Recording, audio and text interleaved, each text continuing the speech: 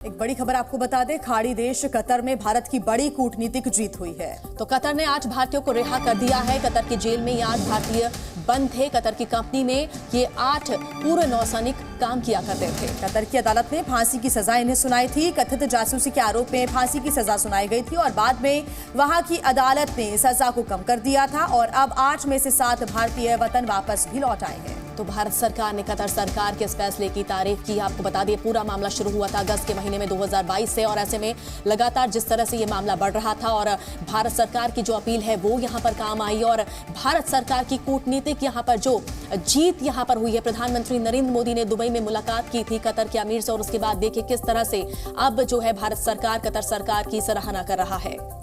तो भारत और खाड़ी देशों की जो लगातार मित्रता है वो कहीं ना कहीं रंग लाई है। कतर में भारत की कूटनीतिक जीत हुई है। तो कतर में 8 भारतीयों की रिहाई सीधे सीधे मोदी सरकार की ये जीत है, कूटनीतिक जीत इसे कहा जा रहा है। तो देखिए, विदेश मंत्रालय की कोशिशों के साथ साथ प्रधानमंत्री नरेंद्र मोदी और कतर के अमीर तमीम बिन हमाद से उनकी दोस्ती भी रंग लाई है। 8 भारतीयों की सजा के बाद पीएम मोदी और कतर के अमीर के बीच मुलाकात हुई थी, जिसके बाद भारतीयों की रिहाई की राह आसान होती चली गई और अब वहां की जेल में बंद 8 भारतीय आजाद हैं। उनमें से 7 तो वतन भी वापस लौट आए हैं। सजा के ऐलान के 3.5 महीने में भारत ने अपने 8 नागरिकों को न सिर्फ फांसी की सजा से मुक्ति दिलाई है बल्कि उन्हें वापस लेकर भी भारत आया है।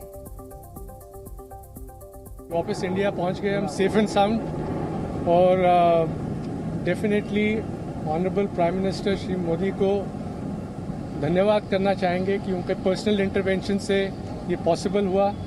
Without the intervention of prime minister Modi it wouldn't be, आज हम आपके सामने खड़े नहीं हो रहे होते अगर इंटरवेंशन नहीं होता at that level, highest level. ये वाले दिन का हम बहुत दिनों से वेट कर रहे थे और प्राइम मिनिस्टर मोदी और उनका पर्सनल इंटरवेंशन, उनका इंटरेक्शन और एक और मौका लेना चाहता हूं कि थैंक करूंगा अमीर को कतर के, जिनके उनके इंटरेक्शन के कारण आज हम यहां खड़े हैं, जिस दिन का हमें बहुत बेसब्री से इंतजार।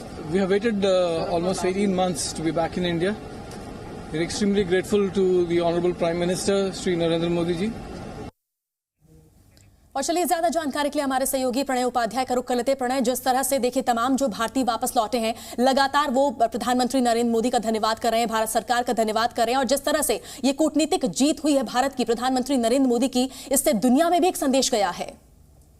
देखिए, स्वाभाविक रूप से ये दुनिया के लिए, भारत की डिप्लोमेसी के लिए एक बड़ी कामयाबी कही जा सकती है, क्योंकि जिन सीरियस चार्जेस के तहत गिरफ्तार किया गया था, उसके बाद सजाए मौत सुनाई गई थी, एक लंबी कानूनी प्रक्रिया के बाद सजाए मौत सुनाई गई थी, ये बिना इंटरवेंशन के, बिना हाई लेवल डिप्लोमेसी के पॉसिबल नहीं था।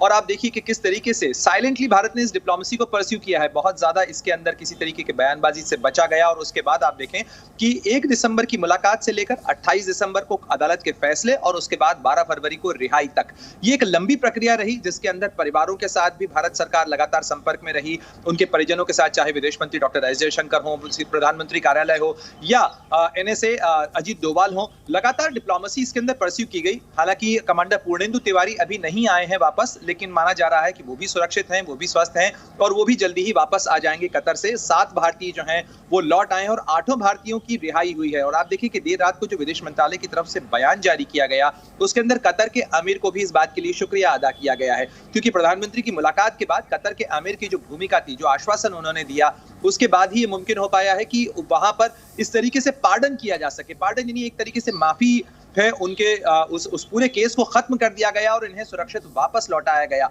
और ये एक बहुत बड़ी चीज कही जा रही है, बड़ी चीज इस लिहाज से क्योंकि इन्हें जिस तरीके से दिसंबर 2023 के पहले का पूरा घटनाक्रम था, उसमें ऐसा लग रहा था कि कतर सरकार कुछ सुनने को तैयार नहीं है, इनके खिलाफ सख्त से सख्त सजा के प्रावधान किए गए थे। लेकिन उसके बाद जैसे ही प्रधानमंत्री की मुलाकात हुई कतर के अमीर के साथ में, जो भी साइलेंट डिप्लोमेसी उसके बाद हुई, उसके बाद ऐसा लगता है कि दरवाजे सारे खुलते चले गए, चाहे वो 28 दिसंबर का अदालत का फैसला हो या उसके बाद काउंसलर एक्सेस हो, उनके लिए जो परिवार वालों को मिलने और संपर्क करने की इजाजत हो, भारत के राजदूत जो वहां पर हैं विपुल, उनकी मुलाकात का सिलसिला हो और उसके बाद अब रिहाई की खबर हो, ये तस्वीरें हो, ये जाहिर तौर पर हर भारतीय के लिए आज सुकून की सुबह है। बिल्कुल एक सुकून की सुबह है वाकई, क्योंकि 7 भारतीय वतन वापस भी लौट आए हैं। प्रणय, आप हमारे साथ बने रहिएगा। देखिए, कतर में भारत की कूटनीतिक जीत किस तरह से हुई है, कतर में इस मामले को लेकर पूरी जो टाइमलाइन है वो हम आपको बताते हैं। देखिए, 26 अक्टूबर 2023 अदालत ने फांसी की सजा सुनाई थी 8 भारतीयों को। 23 नवंबर 2023 को सजा के खिलाफ कोर्ट में अपील स्वीकार की गई थी।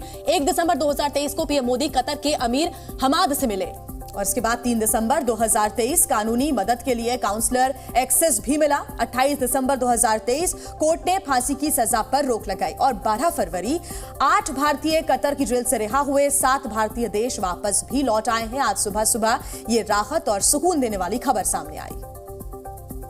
तो देखिए, एक एक करके किस तरह से ये मामला लगातार बढ़ा और 3.5 महीने के अंदर ही किस तरह से भारत सरकार ने वो कर दिखाया है जिसकी उम्मीद शायद किसी को भी नहीं थी। प्रधानमंत्री नरेंद्र मोदी का हर कोई धन्यवाद कर रहा है। वो तमाम भारतीय जो वापस लौटे हैं वो भी लगातार धन्यवाद कर रहे हैं। प्रणय उपाध्याय लगातार हमारे साथ जुड़े हुए हैं। प्रणय, पिछले कई सालों की अगर हम बात करें तो ऐसा इतिहास में बहुत कम हुआ है कि किसी दूसरे देश की जेल में बंद कोई वापस भारत आया हो, और वो भी इतना जल्दी, सिर्फ 3.5 महीने के अंतराल में। और ऐसे में ये वाकई भारत की एक बहुत बड़ी जीत है, क्योंकि पहली बार हम देख रहे हैं कि पूरे जो 8 भारतीय हैं जो कि एक ऐसे देश में बंद थे जहां पर बहुत कानून व्यवस्था बहुत सख्त है, और वहां पर कूटनीतिक जीत एक बड़ा संदेश भारत का।